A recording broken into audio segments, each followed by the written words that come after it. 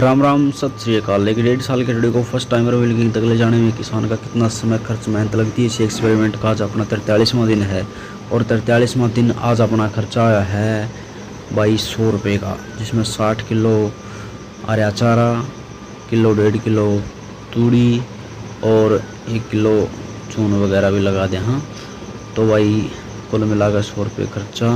और radio condition आप लोगों के सामने है भाई, मेहनत पूरी है।